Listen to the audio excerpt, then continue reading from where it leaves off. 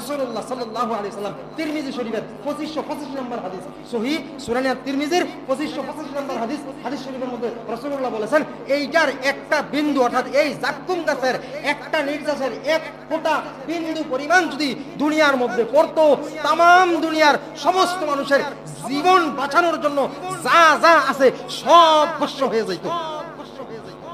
এই জাক্কুমের এক ফোঁটা যদি দুনিয়ায় পড়তো, কত ভয়ঙ্কর কথাটা, কত ভয়ঙ্কর কথাটা। জাক্কুমের এক ফোঁটা যদি দুনিয়ায় ফেলানো হইতো, এত ভয়াবহ এটা। এইটা দেওয়া হবে যখন খাবার চাইবে 1000 বছর পর, আল্লাহ বলবে ফেরেশতা তাকে খাবার দাও। এটা একটা কাঁটাযুক্ত গাছ, কাঁটাযুক্ত বৃক্ষ, খাইতে দাও। খাইতে দেওয়া হবে, যখন এটা খাবে, খাবার সাথে সাথে মুখের ভিতরেও রাখতে পারবে না, বাহির করতেও পারবে না, ভিতরেও নিতে পারবে না। মনে হচ্ছে যেন আমরা মাঝে মধ্যে মাছের কাটা ঢুকলে যেখানে আঙ্গুল দিয়ে খোলার চেষ্টা করবো নাকি, তাই না? অসহ্য হয়ে যাই, ডাক্তারের কাছে যাই, অপারেশন করি, কতজনের কাছে যাই, হ্যাঁ যাই কিনা? এইরকম ভাবে ওই সমস্ত খাবারটাই থাকবে কাঁটাযুক্ত, আর এই কাঁটাযুক্ত খাবারটা হবে প্রত্যেকে পুষ থেকে। এই পুষগুলো হবে আগুনের, পুষগুলো হবে কিসের? আগুনের। গাছটাও হবে আগুনের। এইটা দেওয়া হবে খাইতে। এইটা যখন খাইতে চাইবে তখন তার জিহ্বা, নাড়ি বুড়ি, ভিতরের হাড় মাংস, দাঁতের আশেপাশে যেই সকল মাংসগুলো আছে, গোস্তগুলো আছে, চামড়াগুলো আছে, ছিঁড়ে ছিঁড়ে ভিতরের দিকে চলে যাবে। আল্লাহ আল্লাহ, এত ভয়াবহ এই গাছটা। খাইতে দেওয়া হবে, তখন চিৎকার করতে থাকবে, আল্লাহ পানি দাও, পানি পানি, চিৎকার করতে থাকবে। আবার পানি পানি বলে আবার 1000 বছর চিৎকার করবে। 1000 বছর পর ফেরেশতা বলবে আসতে, আসছি। তখন আল্লাহ তাআলা বলবে পানি দাও। এই 1000 বছর এই শাস্তি পাওয়ার পর পানি দেওয়া হবে। যেই প্রবাহিত, আমি বললাম নহর সৃষ্টি হবে, খাল অর্থাৎ ড্রেন তৈরি হবে জাহান্নামীদের পুষ দেওয়ার জন্য। এই নহর থেকে, এই খাল থেকে, এই ডাস্টবিন থেকে এই পুষগুলো উঠে তাকে পানি হিসাবে দেওয়া হবে। এই পানিটা যখন সামনে নেবে, সামনে অর্থাৎ খাবার খাওয়ার মুখের কাছে নয়, কাছে নেবে খাওয়ার জন্য। আমরা পানি খাওয়ার জন্য দৃষ্টি করি না পানির দিকে, যখন দৃষ্টি করা হবে তখনই ঠোঁটের মাংসগুলো, মুখের চেহারার মাংসগুলো ভস্ম হয়ে যাবে, আগুনে যেরকম জ্বলে যায় এইরকম ভাবে।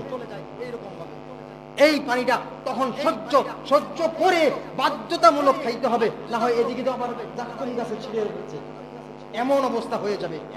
আল্লাহ, এই ভয়াবহ অবস্থা হবে। সূরা দুখানের 43 থেকে 50 নম্বর আয়াত পর্যন্ত এখানে এই আয়াতগুলোর আলোচনা আমি করছি।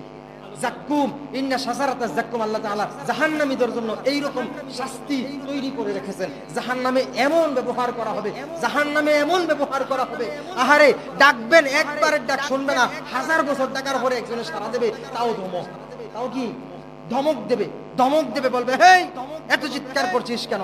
একটা ধমক দেবে। মানুষকে গালিগালাজ করলে, ধমক দিলে, মারলে, যে শাসন করলে আমরা যেরকম বলে থাকি, এইরকম ভাবে 1000 বছর চিৎকার করার পরে একবার শাস্তি সারা দেবে। আর খাবার চাইলে জাক্কুম দেবে, এরপরে পানি চাইলে পানি দেবে, দুজনের পুষ।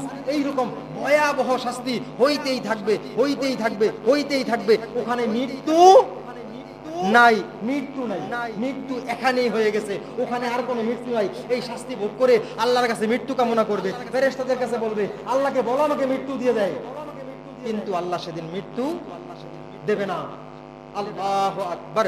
সংক্ষিপ্ত সময়ে আমি অল্প কিছু জাহান্নামের বিবরণ, শাস্তির বিবরণ দেওয়ার চেষ্টা করলাম কোরআন থেকে, সরাসরি কোরআন থেকে। আমি বলেছি সূরা হুমাযা এবং সূরা দুখানের 43 থেকে 50 নম্বর আয়াত, এই আলোচনাগুলো, এটা আলোচনা একটা আয়াতের ইন্না শাজারাতা জাক্কুম তুআমুল আসিম, দুইটা আয়াতের আলোচনা করলে 2-4 ঘন্টা লাগার কথা। আমি তো এত সময় পাই না, যার কারণে সংক্ষেপে, শর্টকাটে, ঘন ঘন করে আপনাদেরকে অল্প কিছু কথা বুঝিয়ে দিই। তা আমরা ইনশাআল্লাহ কি করতে হবে? এই শাস্তি থেকে, এইরকম ভয়াবহতা থেকে বাঁচতে হলে আমাদেরকে অবশ্যই এখান থেকে এটার প্রস্তুতি নেওয়া লাগবে। প্রস্তুতিটা নিতে হবে কি? আল্লাহ যেসব নিষেধ করেছেন তা থেকে দূরে থাকতে হবে। আল্লাহ যেগুলো বলেছেন সেটার উপর কি করতে হবে? আমল করতে হবে। রাসূলুল্লাহ দেখাইছেন কিনা জিন্দেগি কিভাবে চালাইতে হয়, সাহাবীরা দেখাইছেন কিনা, এই অনুযায়ী জীবনকে পরিচালনা করতে হবে। এই অনুযায়ী আমরা কি করতে হবে? পরিচালনা করতে হবে জীবন। এইভাবে আমরা ইনশাআল্লাহ জাহান্নাম থেকে বাঁচার চেষ্টা করব। সকলে বলি ইনশাআল্লাহ। আল্লাহ তাআলা, আমি আপনাদের জন্য অন্তর থেকে, দিল থেকে দোয়া করি, আল্লাহ যেন আপনাদেরকে এই জাহান্নামের ভয়াবহতা থেকে বাঁচিয়ে জান্নাতুল ফেরদাউস দান করেন, জান্নাতের উচ্চ মাকাম দান করেন। আর আপনারাও চেষ্টা করুন কথাগুলো শুনে শুনে 2-1টা কথা করে আমল করে প্রতিদিন অন্তত করতো এই জাহান্নাম থেকে বেঁচে থাকার। আমার আলোচনা এখানেই শেষ। আল্লাহ তাআলা আমাদের সকলকে, আমাকে সহ সকলকে আমল করার তৌফিক দান করুক। সকলে জোরে একবার বলি আমিন। وآخر دعوانا أن الحمد لله رب العالمين سبحان ربك رب العزة عما يصفون